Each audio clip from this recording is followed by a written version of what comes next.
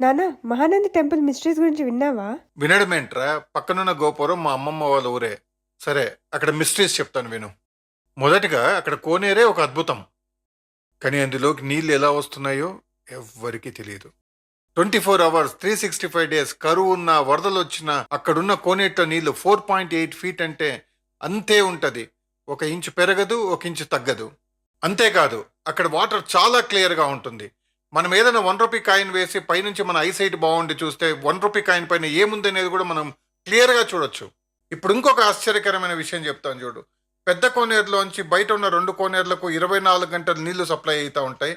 ఆ బయట ఉన్న 2 కోనేరుల నుంచి 2 పెద్ద కాలువల ద్వారా 2000 కంటే పైన ఉన్న ఎకరాలకు నీళ్లు నిరంతరాయం సప్లై అవుతూనే ఉంటాయి. కానీ ఎక్కడే కానీ మోటార్ కానీ పంపు కానీ వాడరు. ఈ నేచురల్ సిస్టమ్ ద్వారానే ఇన్ని నీళ్లు సప్లై అవుతూ ఉంటాయి. ఆశ్చర్యంగా ఉందా లేదా? ఒక్క టెంపుల్ కోనేరులో ఇన్ని మిస్టరీస్ ఉన్నాయా? మీరు ఎప్పుడైనా మహానందికి వెళ్ళింటే కమెంట్ చేసి చెప్పండి. ఓం నమ శివాయ.